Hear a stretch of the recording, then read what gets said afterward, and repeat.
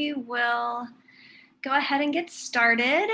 Thank you, everyone, and welcome to our evening with Melissa Homestead. Thank you so much for joining us. I do want to take a moment to mention some of the features on Zoom. We will have a Q&A after Melissa's presentation. So if you have any questions, please use the Q&A button at the bottom of the screen. Or you can throw your questions up in the chat as well. We will be recording tonight's presentation and it will be up on our YouTube channel by Thursday afternoon. And I'm going to throw some links up where you can buy Melissa's book at the Raven Bookstore, or you can check it out at Lawrence Public Library. And there is one event that I want to mention. We are hosting Pride Bingo with Deja Brooks on June 25th. So please join us for that if you love bingo, and it's always a lot of fun.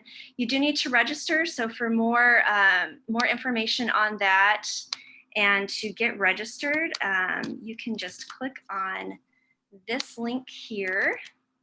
And then for any more information on our summer reading program, you can just go to lplks.org/summer reading, and I'll throw that up in the chat as well. And there you can see all of the events that we have for all ages this summer. And now I will hand things off to Professor of English at KU, Laura Mielke. Hi, everyone. I have the honor and the pleasure tonight of introducing my friend, Melissa Homestead, author of The Only Wonderful Things, the creative partnership of Willa Cather and Edith Lewis.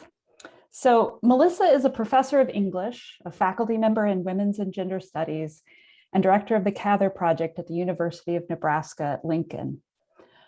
Her research is relentlessly focused on returning scholarly attention to American women writers whose art and lives have, in a variety of ways, been eclipsed, neglected, or distorted. She is the associate editor of the Complete Letters of Willa Cather, the project director of a digital edition of Every Week magazine, author of American Women Authors and Literary Property, 1822 to 1869, and author, co-author, and co-editor of a shockingly long list of editions, bibliographies, essays, and articles. It gives you heartburn to go through it. Melissa devoted 18 years to the research and writing of The Only Wonderful Things, and in many ways was uniquely, even providentially situated to do this work. She's a scholar of Cather, yes, and her commitment to women's writing is unwavering. She also first began researching Cather while studying at Lewis's alma mater, Smith College, and of course, she's an adopted Nebraskan. She is also an accomplished archival detective who understands well the labor and the collaboration behind all good writing. The Only Wonderful Things is rigorous in its attention to detail and hard-nosed in its treatment of the myths and erasures in prior treatments of Cather and Lewis. It is also humane, gentle, and empathetic in its treatment of the everyday pleasures of Lewis and Cather's partnership and the grief of Lewis in the wake of Cather's death. I'm really excited to hear Melissa's talk about this book tonight as part of the Lawrence Public Library and Raven Bookstore's celebration of Pride Month. So do help me welcome her virtually. Yay! Okay, so I am going to, I need to have screen sharing enabled, Kristen. Oops, Kristen. Uh-oh, Yeah, there we go. Give me Screen. just a moment. Let's see. In the meantime, this is Bess. You may also see Annabelle and Bob and John eventually, but mostly likely just Bess and Annabelle.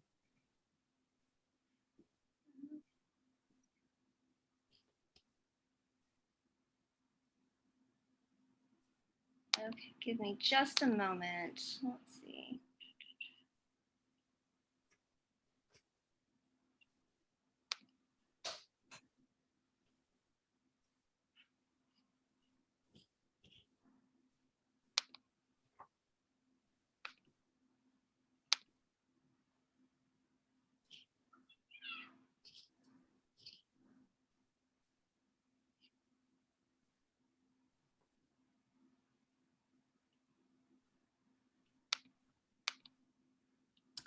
While we're waiting, we might note that Annabelle, among others, appears in Melissa's acknowledgments in this book. Yes, there are many dogs and cats in my acknowledgments. Okay, and I do have to say that I think Kristen usually uses another program, but it would have required me to install new software on my computer to use the software that they usually use, which is why I think she's having a bit of Yeah, sorry. difficulty.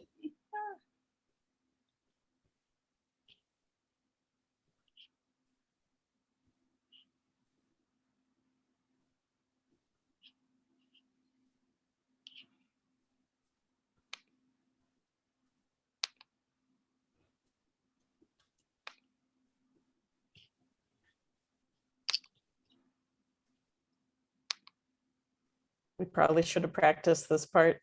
Yeah, let's see.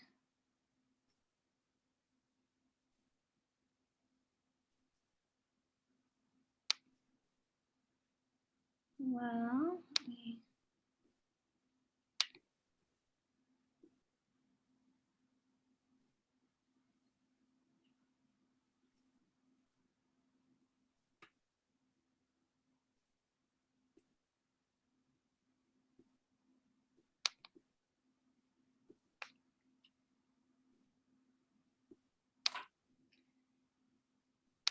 yeah, let me go.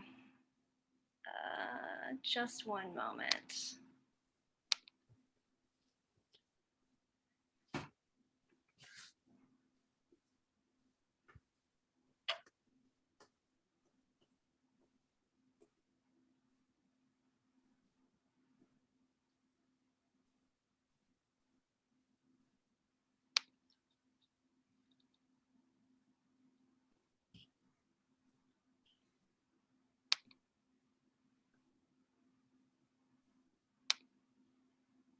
Under the meetings tab, scroll down to the screen sharing heading. I don't know. I'm trying to look the answer up. Yeah, me too. Let me see.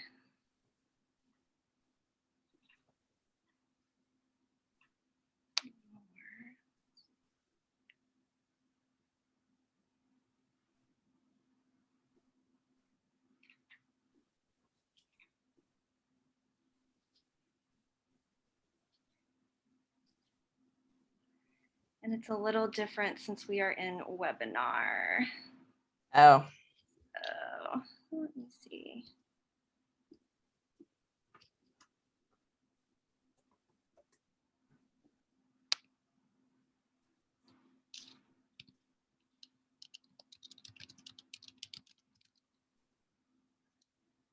Kristen, if you're able to share your screen, could Melissa send slides to you? oh Or man, share it's slides with me? it's big. No. It's Okay. a big file. All That right. would probably not work very well to email it. Okay. And there's a lot. All right. Yeah, I am really sorry. I'm not seeing anything that's obvious. Let's see. What if you click on the up near the share screen button on your meeting control bar? Does that work? I don't know. Okay, live on chat polling.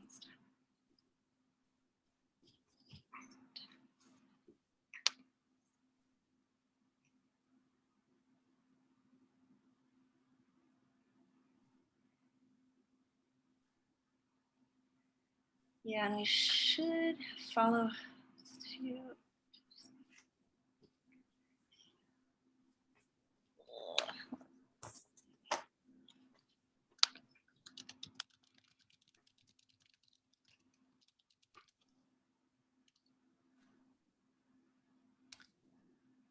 One more unsolicited thought. Could you Yeah, make no, please. Melissa? Could you make Melissa a Oh yeah. co-chair, a Yeah. co-host? Excuse me. Yeah. Yes. Thank you. Thank you. Okay. Okay. How is Ta-da! Okay. Here we go. Sorry, I got really sweaty. Thank you for your patience, everyone. Okay, here we go. All right. So good evening, everyone. Whoops. I'm happy to be presenting virtually as part of Lawrence Public Library's summer reading series from my kitchen table in Lincoln, Nebraska, not too far away. June is Pride Month, and my book is many things, but fittingly, it's a non-tragic lesbian love story. I'll begin my half an hour with an overview of the entire book, and then in line with the summer reading series context, I'll return to expand on what I'm calling Willa and Edith on vacation, which also encompasses me on research trips I pretend are vacations, framed with some additional remarks about how I understand Cather and Lewis's relationship and why it has been hard for some to see. There are two strands of argument throughout the book, signaled in my title by the phrase creative partnership. First, that as ambitious career women, Cather and Lewis created a romantic and domestic partnership that allowed them to enjoy love and intimacy and to pursue their ambitions. Second, that as an editor, Lewis was a partner in Cather's creative process and also used her expertise in advertising to help craft Cather's image as an author. And this is a page from The Professor's House. My book starts and ends at the old burying ground in Jaffrey, New Hampshire, where Cather and Lewis are buried side by side. I hope that by the end of the book, I've succeeded in undoing the mythology about the gravesite that has obscured Lewis's place in Cather's life. Having started at the end with my own first visit to Jaffrey in the autumn of 1984, I turn the clock back, introducing Edith Lewis as the young woman Willa Cather first met in Lincoln, Nebraska in August 1903, the home of Sarah Harris, publisher of the Lincoln Courier. And this is the Harris house, which is still standing. And that's actually Sarah Harris's mother and brother, I think, standing in front of the house. Delving briefly into Lewis's New England family history, I paint a picture of her family's life in Nebraska before she herself emerged into public view as an adolescent, studying at the University of Nebraska and publishing short stories in the Lincoln Courier. And here she is with her sorority at the University of Nebraska. She transferred to Smith College in Massachusetts, where she met Asa Barlow, but first this is her with her literary society there. And here's Asa, an important character in the book, and she graduated from Smith in 1902. Chapter 2 follows Lewis to New York City, where she moved after a year back in Lincoln teaching school. And this is the south side of Washington Square, 60, where she moved, and Cather later joined her, is the building with the round lintel over it. So I trace the growth of her relationship with Cather, both personal and professional, from their first meeting in 1903 through about 1918 in this chapter. From 1906, both Cather and Lewis worked at McClure's magazine, and I argue that the magazine office was the crucible of their collaborative work on Cather's fiction. This is actually a poem published in McClure's in 1911 by Willa Cather, as edited by Edith Lewis as a McClure's editor. In my book, I argue that Cather and Lewis, in choosing to make a home together in 1908, were emulating, this is where they moved in 1908, Washington Square, 80 Washington Square, Washington Place, sorry. We're emulating Sarah Orne Jewett and Annie Fields, and here's a famous picture of the two of them in Boston. Identified by most scholars as the prototypical Boston marriage, a category of socially accepted, committed relationships between women in the late 19th century. I'll say a little more about this later. In any event, after Cather left McClure's, Lewis moved on to Every Week magazine, and I recover Lewis's work as an editor of fiction there, and also the way that her work sort of talked to Cather's, because on the right is an illustration from my Antonia, Lena Lingard, a Swedish immigrant who's knitting while watching her family's cattle in the pasture, and then a story that Edith Lewis commissioned for Every Week. And both of them are illustrated by W.T. Benda. And it's clear that Cather and Lewis were working with Benda at the same time with the same model. And they're both stories about Great Plains immigrants. In chapter 3, I turn back the clock to 1915 to tell the story of Cather and Lewis's 4 shared trips to the US Southwest. And here they are at Cliff Palace at Mesa Verde in 1915. Throughout the book, Lewis's editing of Cather's fiction is a key theme, but I linger over the evidence here because the first surviving edited type draft of one of Cather's novels happens to be The Professor's House. And here is a page from The Professor's House again, which was grounded in their 1915 and 1916 Southwestern trips. Their Southwestern travels in 1925 and 1926 inspired Death Comes for the Archbishop. And here's a map of some of their travels. Although there is no type draft, there's a rich record of their literary collaboration in relation to Death Comes for the Archbishop. And here they are on horseback in 1925 in New Mexico. After mining the record of their experiences together in the desert Southwest, I focus in chapter 4 on Lewis's career as an advertising copywriter at the J. Walter Thompson Company, arguing that her advertising copy for soap and hand lotion and Cather's fiction are in conversation with one another. And here they are literally in conversation with one another on the page of the Woman's Home Companion. That's a Cather's story in 1925, Uncle Valentine, and an advertisement for Jergens lotion with photographs by Edward Steichen, for which Edith Lewis wrote the copy. I also hypothesized that Lewis was behind the famous Edward Steichen portrait of Willa Cather, published in Vanity Fair. So, like I said, Lewis had worked extensively with Steichen. And here you can see that both the woman's hands kneading dough and Willa Cather, they just say Steichen. He's credited with photographs in both cases. Lewis started in advertising in 1919, and she and Cather first summered on Grand Manan Island in 1922. And these pictures are on the cover of my book, Photoshopped, so that you don't see that they're actually two separate pictures. I devote a separate chapter to their many summers there, both before and after they built their own cottage at Whale Cove. And here's a little photograph of it that Edith Lewis hand colored.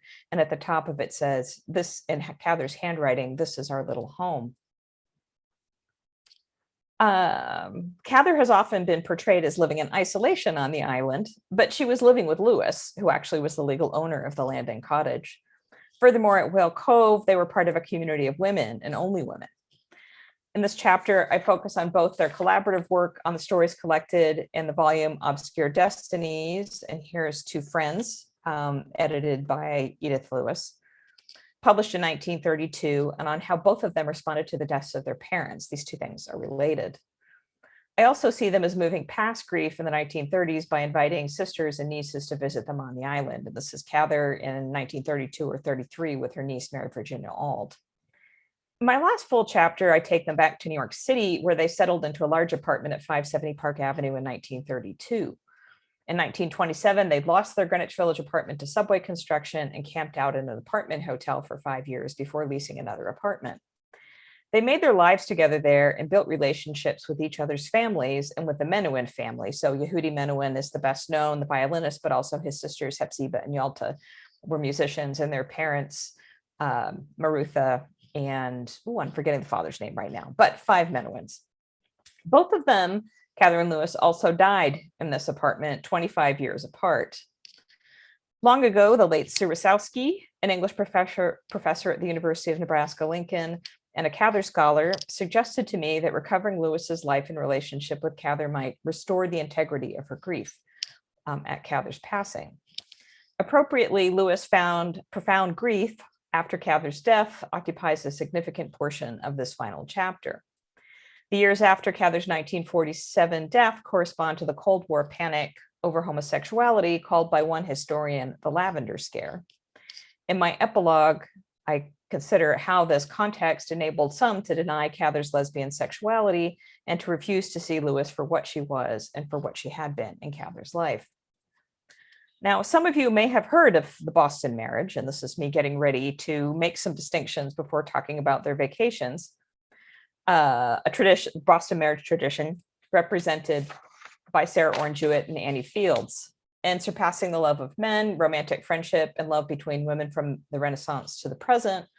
Lillian Faderman juxtaposes Jewett and Fields with Cather, locating a strong break between the innocence accorded to Jewett and Fields and other female couples in 19th century New England and the knowledge of modern lesbian sexuality represented by Cather.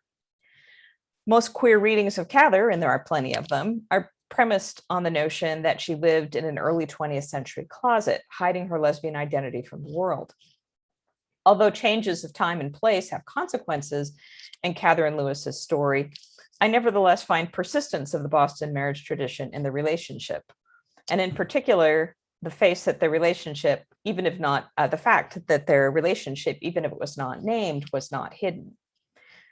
A book that I didn't read until after I finished my own book, Between Women, Friendship, Desire, and Marriage in Victorian England by Sharon Marcus, has given me some new ways to think about Cather and Lewis. In her discussion of what she identifies as a socially recognized institution of the female marriage, which is kind of like the Boston marriage in England, Marcus draws a distinction between subcultures and networks. Looking at lesbian life from the perspective of the mid 20th century and later, we are accustomed to looking for lesbian subcultures, like lesbian bars, for example. But Marcus argues that couples in female marriages were part of social networks that, while they might include other female couples, also included straight married couples. Put another way, these female couples were not part of a lesbian subculture. One of the reasons that I think Cather and Lewis as a couple have seemed invisible as such, as a couple, or have seemed to have been closeted, is that there was an emerging lesbian subculture in Greenwich Village, where they lived until 1927. And they were not, as far as I've been able to determine, part of it. Although if there is a list somewhere in an archive of the Lesbian Weekly Supper Club on Bank Street, please let me know. Turning to three of Cather and Lewis's vacation destinations, the desert Southwest, Jaffrey, New Hampshire, and Grand Manan Island, we can see them operating in both networks and in a subculture. In the desert Southwest, Cather and Lewis, I argue, thought of themselves as having authentic experiences of place, while others were mere tourists, but they were tourists too. At Mesa Verde in 1915, they were, I argue, playing cowboy, as you can see in these pictures of Cather in a cowboy hat, exploring the Cliff Dweller ruins, while Lewis was, in her fashion, playing archaeologist. I don't believe she removed pottery from the sites, but she sketched pots. And as I discovered, when I footstepped them, these pots were distinctly Mesa Verde pots. I thought they were just sort of probably contemporary Indian pottery that she was looking at, but no, they're very clearly Mesa Verde pots. On their trips to the Southwest in 1915 and 1916, oh, and there I am, of course, when I'm footstepping them. So I got to be a tourist too, although it's not quite a cowboy hat. When they were on their trips to the Southwest, in 1915 and 1916, they roamed about as a couple rather than settling in one place. When they returned in 1925, they located themselves in two places. First, they went to a high-class dude ranch in Alcalde, New Mexico, where they would have been around other privileged tourists. And these are actually photographs that were used in brochures for this ranch in Alcalde. You can see you've got the cowboys shooting craps, and including a cowgirl there in chaps, and you've got one lone native man just standing there ornamentally in a blanket as an observer. And then you have a picture of sort of the courtyard where you have these women wearing riding breeches and a cowboy's talking to them. So this place was so expensive that they checked credit reports before they would take reservations. And I then, of course, had to track it down. Now it's an Easter Seals rehabilitation site, and it's somewhat decrepit and was empty when I went there, but it still stands. Then they were persuaded to visit Mabel Dodge Lujan and at her compound in Taos, where her husband, Tony Lujan, drove Cather and Lewis around to sites as they devised the idea for a historical novel about French missionary priests in the New Mexico territory in the mid-19th century. The place where they spent the most time together vacationing was Grand Manan Island. Oops, well, this is Mabel Dodge Lujan's compound, her big house on the left, and on the right, the little places along the side, which were guest rooms. And one of them is called the Willa Cather room. And they will tell you she stayed there, and she did not if you go. In fact, Cather and Lewis stayed in this now rather decrepit adobe across the way that's not part of the hotel complex. But to return to Grand Manan Island, it's in the Bay of Fundy off the coast of Maine, but part of the Canadian province of New Brunswick. The landscapes of the island are dramatic. And I went there, as you can see. The landscapes of the island dramatic. And as their attire suggests in those other pictures, they were there for adventure, as they were in the Southwest. However, they also became part of the Whale Cove community beginning in 1922, and I see them as functioning as part of a woman-only subculture there. The Whale Cove group was founded in the early 20th century by three women who graduated from the Boston Normal School for Gymnastics, a training school for gym teachers. One of them married a man and moved west, and another classmate bought out her share of property.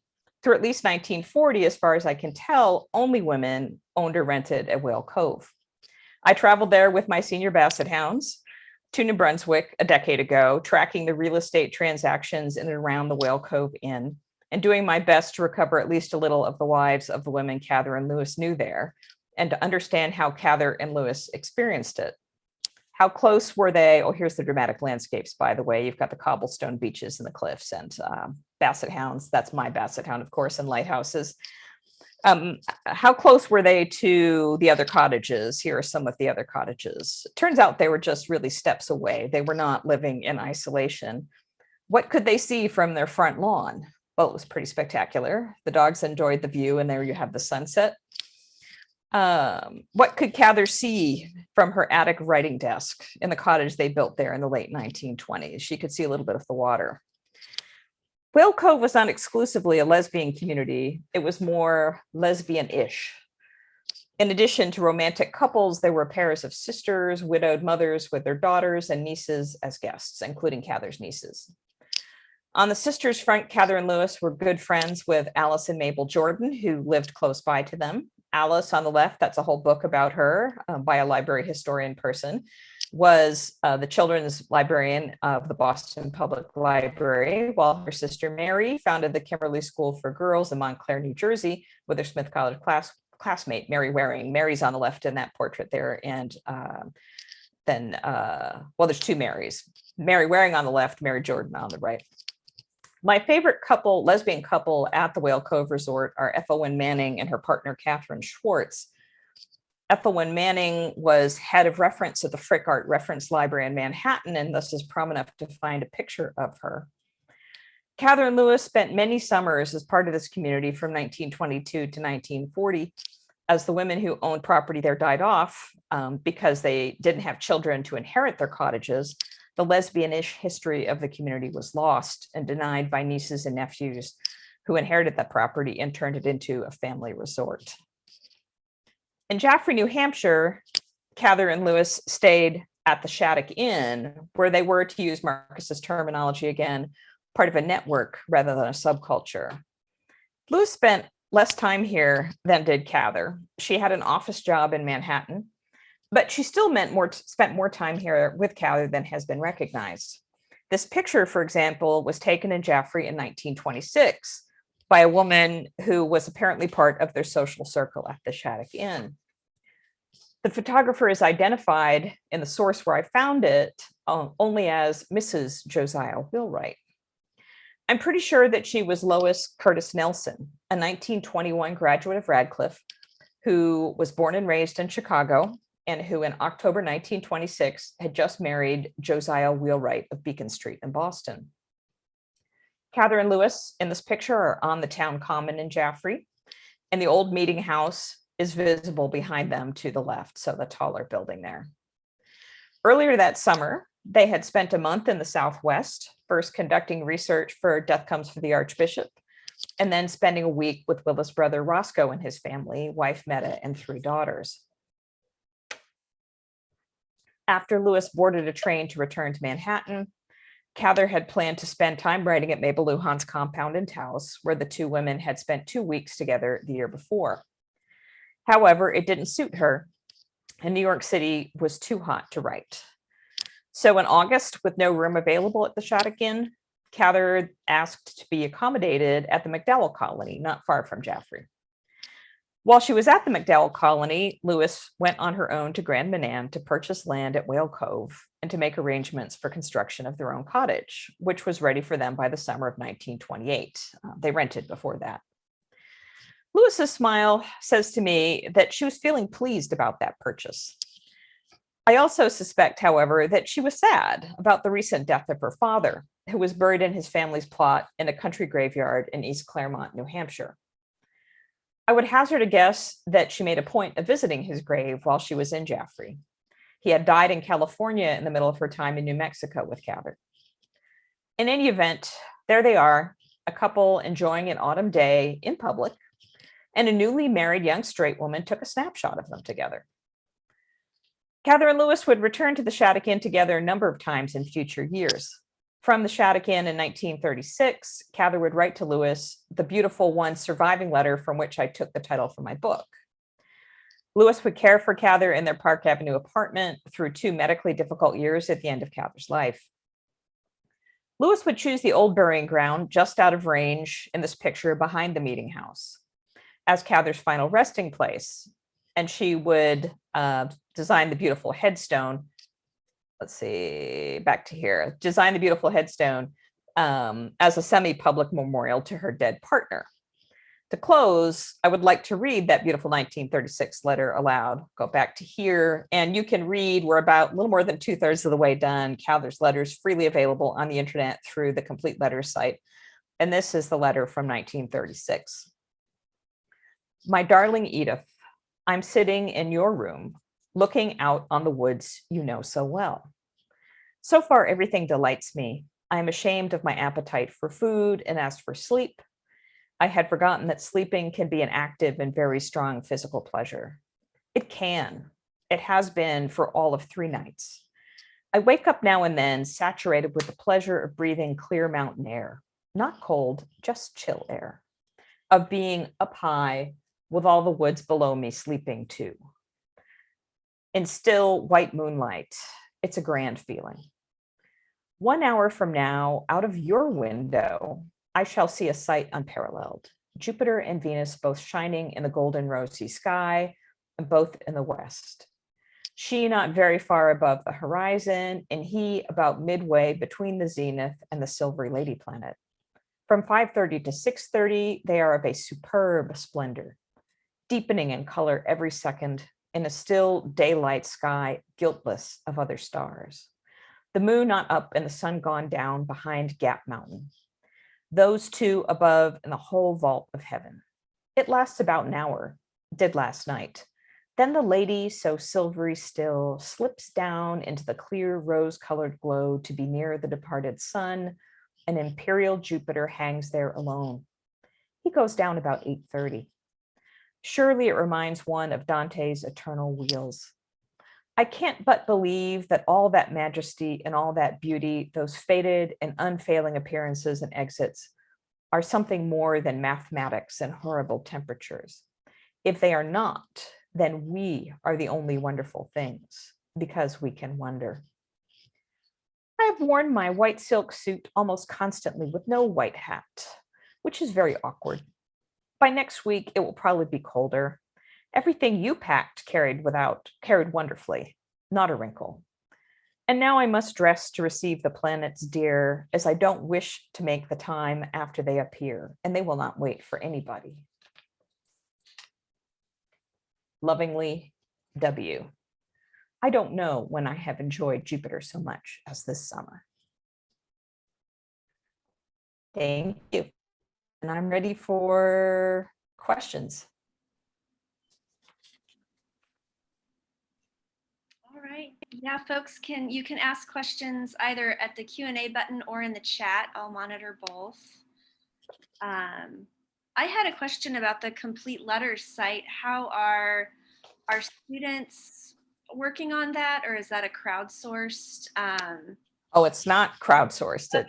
It's quite a bit more sophisticated than that. It's TEI, XML, all sorts of things going on. And crowdsourcing transcription of Willa Cather's handwriting would be pretty pointless. Okay. I personally think she should have been required to carry a typewriter with her wherever she went, because her handwriting is dreadful. But students are involved, undergraduate research experienced students, as well as graduate assistants, in the encoding and the annotation work. That's the sort of highest level work, and I'm involved in annotating letters and reviewing the work of students. So we have a question from Joseph Harrington. Whale Cove sounds like a Sarah Orne Jewett story. Did Cather and Lewis know Jewett? Oh, well, Willa Cather definitely met Sarah Orne Jewett, and she knew her for about a year. So she met her in 1908, and she died. Jewett died in 1909. But she was an important mentor and friend for Cather, who was really trying to establish herself as a fiction writer. So yes, but I'm sure that one of the pleasures of the Bay of Fundy was that it was kind of like the world of some of Jewett's fiction, and it was very much like Canada, like Maine And in fact, Grand Manan is part of Canada, but Petite Manan is actually Maine. So you can see that it really is. And as far as the local culture is concerned, the white settlers were loyalist land grantees after the American Revolution. So it's got this kind of, it's an interesting place with an interesting history, and it's kind of almost more American than Canadian. Any other questions? I'll jump in there. Could you, Melissa, could you talk a little bit about, well, I'm struck by the 1926 Jaffrey picture, and you mentioned that there are only 2 pictures of Lewis and Cather together. Could you talk a little bit about what challenge that poses, or what challenge that posed to the project, or your thoughts on Right. that? Yeah. I mean, I would say that the most important distinction to know is that there's a difference between the universe of materials that may have once existed and what happens to exist now. So a lot of the pictures that I work with are pictures that when they were out someplace together by themselves, they handed the camera back and forth. So that's why they're not in the pictures together. And you can actually sort of see the thing, the horizon lines are in opposite directions when they're on horseback, for example. And I think there is a temptation to think that they destroyed materials to hide something or never took pictures in the first place to hide something. But I really don't feel like there's any reason to think that was the case. I'm sure that there were many more pictures of them, and they still may be someplace, and they may have been destroyed by someone other than them. So yeah, I mean, it's a delicate balance, and I certainly have a lot more pictures than I ever thought possible. The picture of Edith Lewis on Grand Manan Island. So I think so the Charles Cather collection, Charles Cather inherited, Charles Cather and Helen Cather Southwick, brother, sister, niece, and nephew of Willa Cather, inherited all of the papers from Edith Lewis when she died 25 years after Willa Cather. And Helen Cather Southwick donated stuff and died sooner. And we have a Helen Cather Southwick collection. Then Charles Cather's stuff started coming in 2011, but then his trustees kept finding more and more things in his house, which was apparently just crammed full of things. And they kept just sending them if they were within the scope of the donation and pushing them in. And then the archivist just kept integrating them in instead of doing added series to the archive. So every few months I would just go in and start looking and see if there's anything I hadn't seen before. And one day I went in and I looked at, there was a new folder and it had an envelope that was stuffed with negatives, developed film. And I recognized it as Edith Lewis's notepaper because I'd seen enough of her letters. I'm like, this is Edith Lewis's notepaper. And I was in special collections going, get me a light box. I need a light box. So that's how that picture emerged, because I was just like, I got to think there's something in there. And a lot of the pictures, there were also pictures of Cather, the same sequence, and one more of Lewis with a slightly different pose, that there were already printed copies of, but that negative was the trace. But obviously that picture existed and, could still be out there, like the printed versions of it. It's hard to tell. And that there was one letter, right? And 5 postcards. But when I started, there was 1 letter and 2 postcards, and 3 more postcards have made their ways into collections. So there always could be more things. Okay, and we have a comment from Katie Conrad. Katie, hi. I don't want to ask any particular question. This was just a real pleasure to listen to, Melissa, and congrats on the book. Thank you, Katie. Congrats. So, any other questions, anybody? I had another question. Go for it. Yeah, did Edith work with any other authors or folks, or was she pretty exclusively? Well, she was a magazine editor. Okay. So as a magazine editor, she obviously worked with authors. I haven't found, in fact, I'm giving another talk that's for the program, The History of the Book in American Culture, next week at the American Antiquarian Society. And I was just going back, trying to explain how I tracked those materials from her magazine days. So it's kind of an interesting question of, if Willa Cather trusted her to edit her fiction, then what was her experience that she brought to that? What kind of judgment, right? And it seems clear to me that she must have done that work for contributors to magazines. I haven't found it, but that doesn't mean it doesn't exist. I did find one statement where she's getting a recommendation and somebody at Every Week magazine says that she practically rewrote most of the stuff that came in here. So, she did it, right? But that would have been different circumstances from Cather, but clearly the relationship with Cather, gave it a different character, I would say.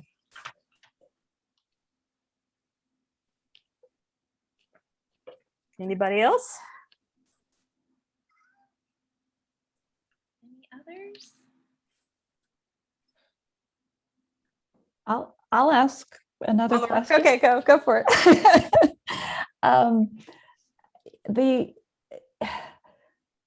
You describe, and this goes back to what a colleague said to you years ago, but wanting to restore the profundity of Lewis's grief. Is that the right integrity? Integrity. That's right.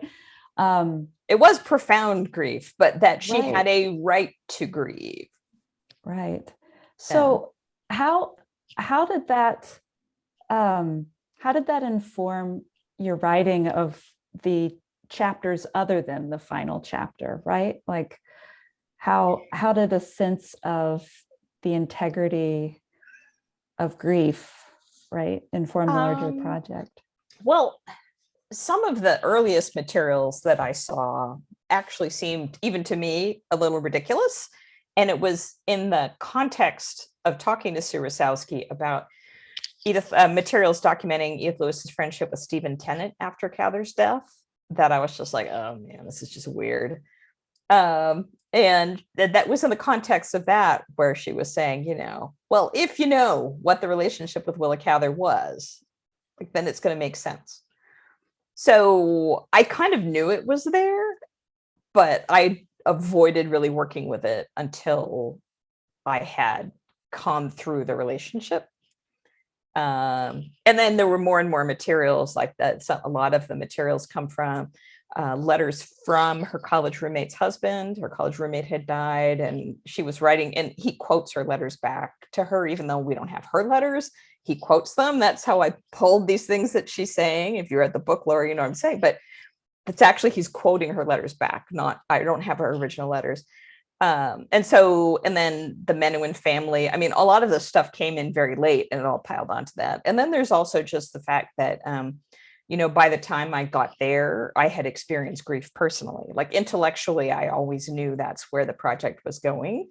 But then my parents died in 2017. And that really did just inform my understanding, especially when thinking, if she's, to some people, seems to be acting like melodramatic or silly 3 years after Cather died. I'm like, that's only 3 years, right? Just understanding what that really means. So, in a weird way, the fact that it took me 18 years ended up being fortuitous.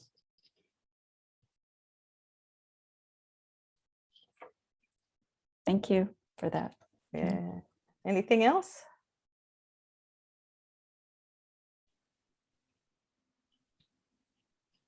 Okay. I don't think we got any more questions then. So Kristen, you're going to take us out? Yep. I'll take us home. So thank you so much, Melissa, for presenting this evening. It was really delightful. Thank you, Laura. And this will be up on YouTube by tomorrow afternoon. And again, please click on those links in the chat to buy Melissa's book. So thank you all so much. Happy Pride Month. And have a really wonderful evening, everyone. Thank you. Okay. All right. Bye.